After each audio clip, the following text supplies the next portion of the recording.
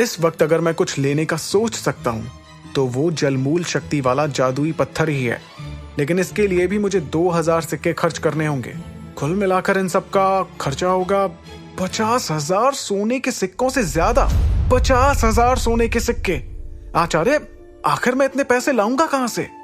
ध्रुव की परेशानी सुनकर भी विदुर को कोई फर्क नहीं पड़ा। वो तो कुर्सी पर बैठकर मुस्कुरा रहा था। उसे देखकर ध्रुव समझ गया कि अब जो कुछ भी करना है उसे ही करना होगा।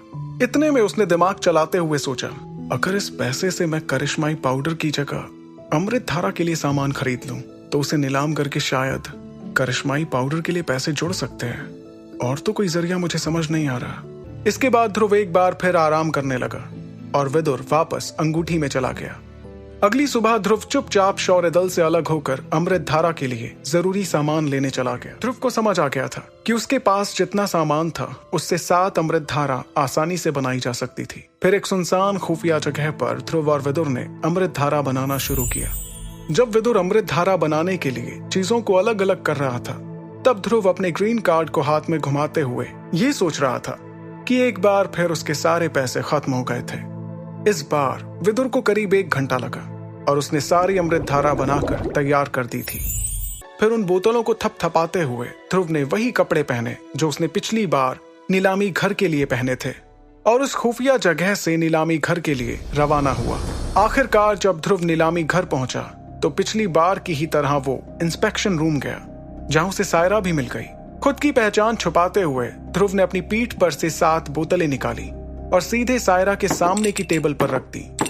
सायरा इस वक्त 7 अमृत धारा से भरी बोतलों को देख रही थी। वो इतनी सारी अमृत धारा एक साथ देखकर हैरान हो गई थी। तभी उसका ध्यान खींचते हुए ध्रुव ने खांसना शुरू किया। उसकी खांसी सुनकर सायरा होश में आई और सारी बोतलों को खोलकर एक एक करके सूंघने लगी। बोतलों को सूंघने के बाद वो समझ गई थी कि ये सारी बोतलें असली अमृत धारा से भरी हुई थी। खुद चेक करने के बाद उसने ये बोतलें चरक गुरु को पकड़ा दी, जो वहां के सबसे बड़े हकीम थे। चरक गुरु ने सायरा से अमृत धारा लेकर एक एक बोतल को खोलकर उसे देखा, सूंघा और एक बूंद अपने हाथ में लेकर उसे चख कर देखा। इतना करने के बाद उन्होंने ऐलान किया, 7 बोतलों की अमृत धारा बिल्कुल असली है।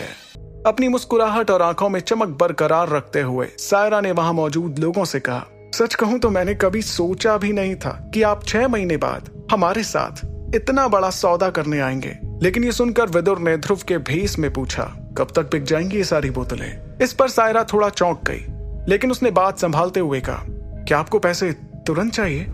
मेरा मतलब, अगर पैसों की बहुत ज्यादा जरूरत ना हो तो 1 से 2 दिन रुक जाइए। हम सारी बोतलें बेचकर आपका हिस्सा आपको पकड़ा देंगे।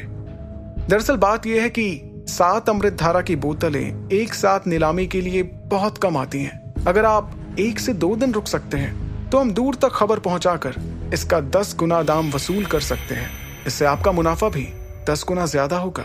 सायरा की बात सुनकर ध्रुव ज्यादा कुछ नहीं कह पाया और सायरा इस चुप्पी का मतलब समझ गई थी। तभी विदुर ने कुछ सोचकर चाय पी रही सायरा से कहा, क्या आप कुछ सामान खरीदने में हमारी मदद कर सकती हैं? यह सुनकर सायरा ने ध्रुव को देखते हुए कहा, कैसा सामान?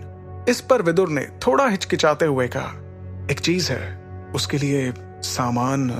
आपको कौन सा सामान चाहिए अपनी चीज के लिए?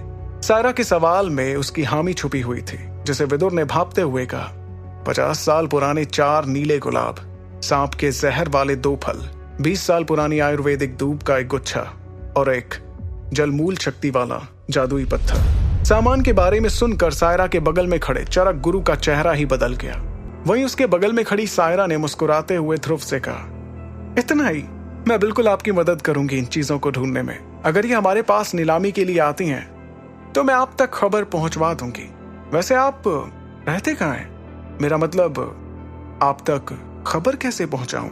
यह कहकर सायरा ने चरक गुरु की तरफ देखा, जो इस वक्त हैरान परेशान दिख रहे थे। उन्हें ऐसे देखकर सायरा थोड़ा घबराने लगी, लेकिन उसने अपने चेहरे पर यह घबराहट झलकने नहीं दी। तभी ध्रुव के भेष में विदुर ने कहा, मुझ तक खबर पहुंचाने की कोई जरूरत नहीं।